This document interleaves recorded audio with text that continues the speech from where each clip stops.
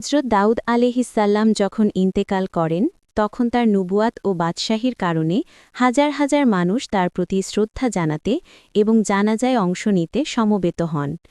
সমাগম এত বিপুল ছিল যে জানাজা স্থানটি লোকে লোকারণ্য হয়ে ওঠে।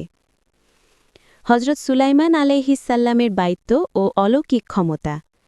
দাউদ আলাইহিসসালামের পুত্র হজরত সুলাইমান আলাইহিসসালাম ছিলেন তার উত্তরসূরি এবং তাকেও আল্লাহ তাআলা নবুয়ত ও বিরাট রাজত্ব দান করেছিলেন।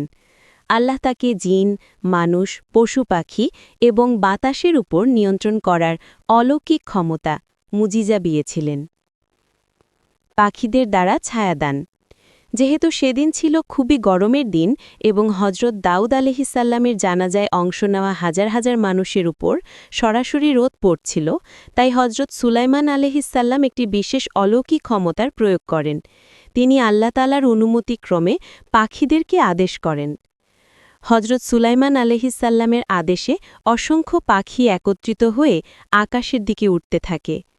তারা নিজেদের ডানাগুলো এমনভাবে বিস্তার করে একটি বিশাল ছাউনি বা চাদোয়া তৈরি করে ফেলে, যা জনসমাগমের ওপর সূর্যের প্রখর তাপ থেকে ছায়া প্রদান করে।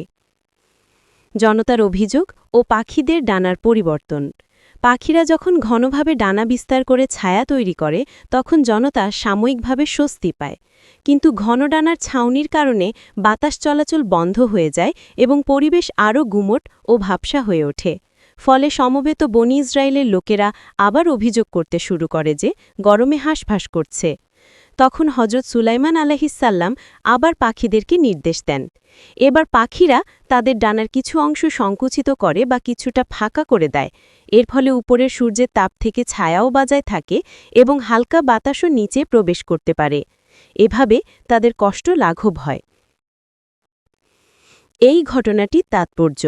এই ঘটনাটি মূলত হজরত সুলাইমান আলাইহিসসালামের অলৌকিক ক্ষমতার প্রকাশ ঘটায় যা আল্লাহ তাকে দান করেছিলেন।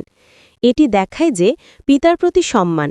হজরত সুলাইমান আলাইহিসসালাম তার পিতার জানাজায় আগত জনতার আরামের জন্য তার ঐশ্বরিক ক্ষমতা ব্যবহার করেছিলেন। নবী বাদশাহীর ক্ষমতা। এটি প্রমাণ করে যে সুলাইমানের রাজত্ব শুধুমাত্র মানুষ, জিন এবং বাতাসের উপরই ছিল না, বরং পাখিরাও তার নির্দেশের অনুগত ছিল। দাউদ আলাইহিসসালামের মর্যাদা। ঘটনাটি প্রকারান্তরে দাউদ আলাইহিসসালামের উচ্চ মর্যাদাকেও তুলে ধরে, যার শেষ যাত্রায় হাজার হাজার মানুষের পাশাপাশি আল্লাহর সৃষ্টির অন্যতম অংশ পাখিরাও সেবায় নিয়োজিত ছিল। এই বিশেষ ঘটনাটি হজরত দাউদ আলাইহিসসালামের জীবনের শেষ পর্বের একটি অলৌকিক অধ্যায় হিসেবে বর্ণিত আছে, যা নবী রাসূলদের আলাইহিসসালামের প্রতি আল্লাহর বিশেষ অনুগ্রহের উদাহরণ।